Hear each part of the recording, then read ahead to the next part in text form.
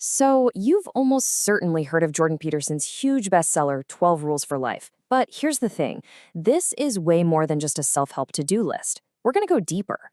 We're going to explore the why behind these rules, the big philosophical ideas about how you find meaning in a world that, let's be honest, often feels pretty chaotic. Right off the bat, the book opens with this old joke, and it's actually pretty brilliant. It just perfectly nails our weird, complicated relationship with rules. On one hand, we know we need them, we crave that structure, but on the other, man, we hate being told what to do. It feels like this constant battle between wanting safety and wanting total freedom. And that really gets to the core question here, doesn't it? Why is there this constant push and pull? You can spend your whole life searching for some kind of order, some stability, and then the minute you find it, you just want to break free. This is the fundamental puzzle that 12 Rules for Life really sets out to solve. Okay, so to even start to unpack the book's answer, we've got to get our heads around its basic model for reality itself.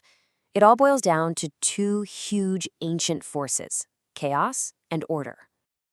Now, check this out. The book uses the classic Taoist symbol of yin and yang to explain this, and it's a really powerful way to think about it. Order, that's the yang, is everything we know. It's our routines, our communities, our beliefs, the safe, predictable parts of life. Chaos, the yin, is the complete opposite. It's the unknown, the unexpected. It can be terrifying, for sure, but it's also where all the potential for new things comes from. The point is, reality isn't one or the other. It's this constant dance between the two. All right, so the world we live in is this mix of chaos and order. But the book has a very specific word for how we experience that world: being. Now, this is super important. Being isn't just the objective reality happening out there. It's your entire subjective lived experience. Your thoughts, your emotions, your private reality. It's the whole messy drama of your life. So if our world is this blend of chaos and order, how in the world are we supposed to navigate it? What directs our path? Well, according to the book, our compass is the search for meaning. And this is absolutely crucial. Meaning isn't found by hiding away in pure, rigid order where nothing ever changes, and it's definitely not found by just dissolving into total destructive chaos. The proper path, the way, is a balancing act, right on the line between the two. It's where you have one foot planted firmly in what you know and the other stepping out into what you're still exploring. This is the principle that guides you along that razor's edge. Expediency is doing what's easy, what's convenient right now. It's taking the shortcut. Meaning, on the other hand, is about aligning your actions with something higher, even when it's tough. It's about playing the long game for your soul. And here's a perfect illustration of the danger when you choose expediency over meaning. The book introduces this concept of a life lie, an idea borrowed from the psychologist Alfred Adler. This is when you adopt some simplistic, false goal, like, say, I must appear smart at all costs.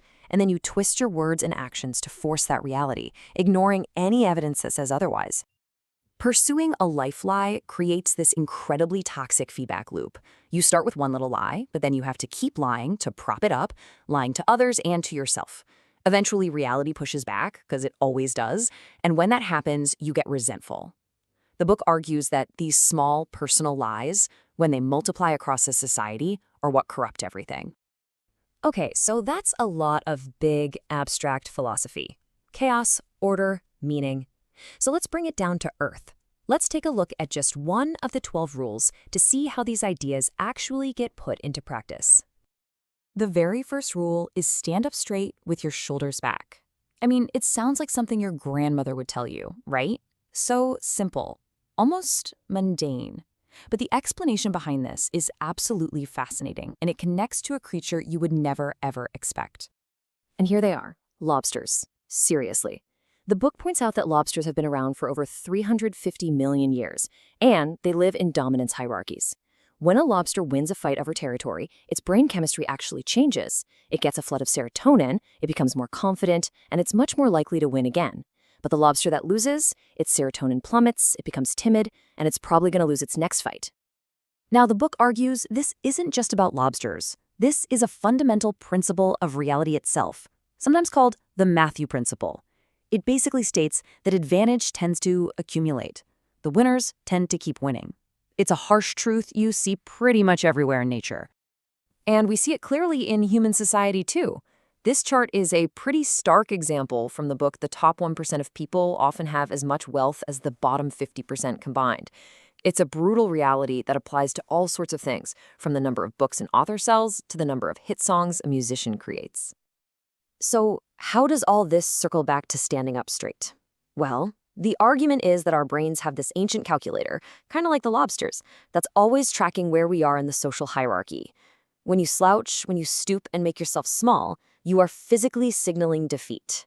You're telling your own brain that you're low status, and that can trigger that exact same low serotonin, low confidence feedback loop.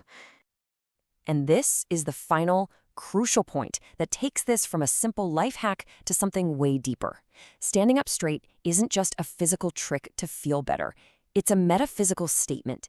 It is a conscious decision to face the challenges of life head-on, to accept the responsibilities of your own existence. It's signaling to yourself and to the world that you are ready to engage with life, not shrink away from it. And this is where all those core ideas we talked about, chaos, order, meaning, and responsibility, all come together into one final, really powerful message. The book proposes that deep down, none of us really want an easy life. What we truly crave is a meaningful life. Our souls, it argues, want the adventure of confronting real difficulty and creating something of value. This is the path of the hero in your own story.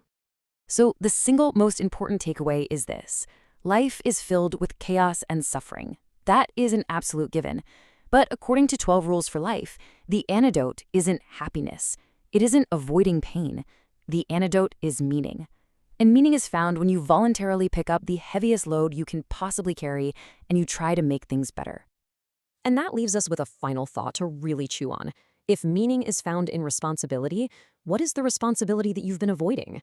What burden, if you decided to finally pick it up today, would not only make your own life better, but the world around you too?